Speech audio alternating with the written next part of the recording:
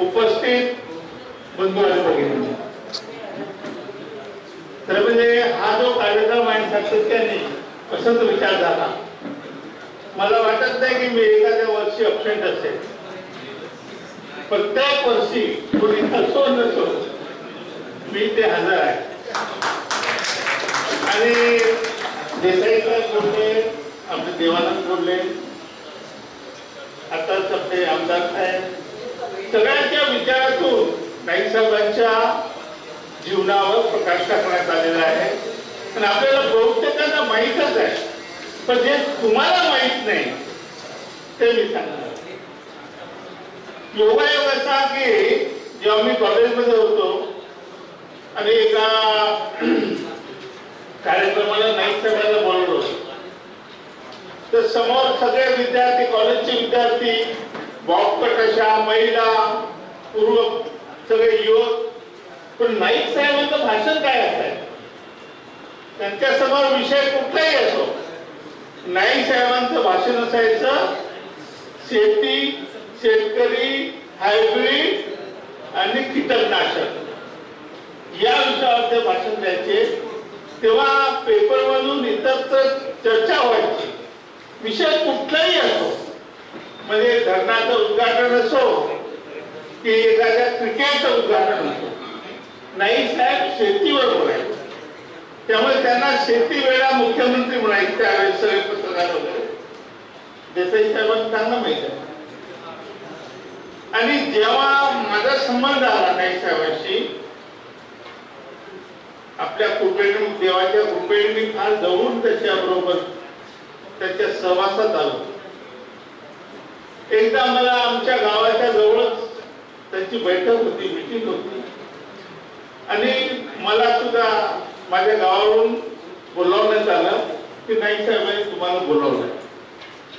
त्या ठिकाणी नाईक साहेबांनी जे विचार मांडले त्यावेळेस, शेतकरी हा गरीब असतो, त्यांच्याकडे शेती कसायला बैल नसतात, म्हणून एक विचार असा मांडला नाईक साहेबांनी. त्या काळामध्ये सगळ्यांनी सामूहिक शेतकरी करून द्यायची आणि चवाळे वगैरे टाकून ते पिकलेले माल घरी त्यांच्या आणून द्यायचं, अशी त्यांची योजना होती. त्याच्यामध्ये मी उडी घेतली. योगायोगाने आमच्या गावामध्ये आदिवासी शेतकऱ्याच्या विहीर खणून दिली मी श्रमदानाने. आणि ते छोटीशी बातमी आली होती आपल्या पेपरला की श्रमदानाने एका युवकांनी आदिवासीच्या शेतात विहीर खणून दिलेली आहे.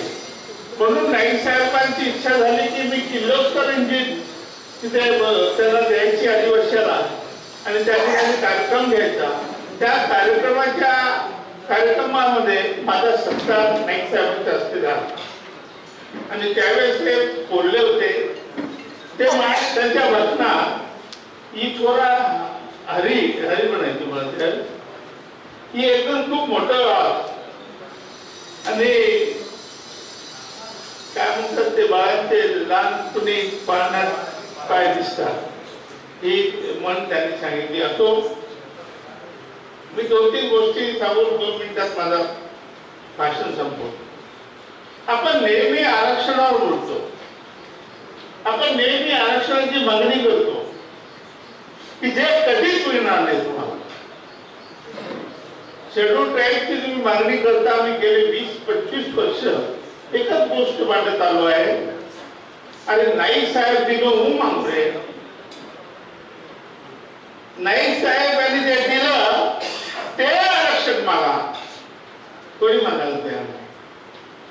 आणि जे कधीच मिळणार नाही ते मात्र आपण मागतो. गेले 25 वर्ष सातत्याने नाईक साहेबांनी काय दिलं आपल्याला, ओबीसी मधून काढून वेगळं दिलं. मी काय मागतोय की ओबीसी 27% आरक्षण आहे, त्यातलं वेगळं काढून आम्हाला द्या. हे कोणी काम केलं, नाईक साहेबांनी काय केलं. जर त्यावेळेस जर नाईक साहेबांनी वेगळं दिलं नसतं ते आम्ही आज दिसलो नसतो. आणि माझी पुनश्च या ठिकाणी विनंती आहे, गेले 25 वर्ष महाराजांना चांगलं माहित आहे मी संत शिरोमणी रामरावजी महाराजांबरोबर सुद्धा हीच भावना स्पष्ट मांडत होतो, परंतु त्यावेळेसही लोकांच्या लक्षात येत नव्हतं, आधी येत नाही. किती शिकलेला माणूस असू दे, हरिभाऊ काय केलं होतं ओबीसी हरिभाऊ म्हणजे हरिभाऊ काय सांगतो त्याचा अभ्यास न करता हरिभाऊ काहीतरी वेगळंच सांगतोय अशा प्रकारची मांडणी लोक करतात. आपल्याला सांगू इच्छितो मी, या देशामध्ये माननीय मोदी साहेबांनी रोहिणी आयोग नेमला, जस्टिस रोहिणी आयोग. कोणासाठी? तुमच्यासाठी. पण तुम्हाला किती लोकांना माहित आहे की रोहिणी आयोग हे आमच्यासाठी नेमलेला आहे मोदी सरकारने. त्याचा रिपोर्ट आलेला आहे, त्याचा अहवाल आहे, त्याची मागणी करायला कोणालाही पोचत नाही आणि कोणी मागणारही नाही, आणि मागतील तर वेड्यात काढतील. म्हणून पुनश्च या निमित्ताने सगळे महान हस्ती या ठिकाणी आहे. मला एवढंच म्हणायचं आहे की गेले 25 वर्ष मी प्रत्येक गोष्टीचा अभ्यास केला. आज आपल्या सगळ्या नेत्यांना मी पाया घातलेला आहे, आता कळस तुम्हाला लावायचा आहे, तो पुढे न्यायची ती गोष्ट. मला आठवतं की पोरादिवचा सातबारा आणून पहिल्यांदा मी संजय भाऊच्या हातात दिला होता. माझा पीए होता दिलीप जाधव होता, आता नाही विचारा. त्याने तिथला सातबारा आणून मला दिला. 12.5 एकर जमीन आहे म्हणे, आणि संजय भाऊ मंत्री झाले तर मी त्यांच्या हातात दिला, या ठिकाणचा विकास तुम्ही करा. अशा अनेक गोष्टी सांगता येईल. म्हणून संजय भाऊ असो,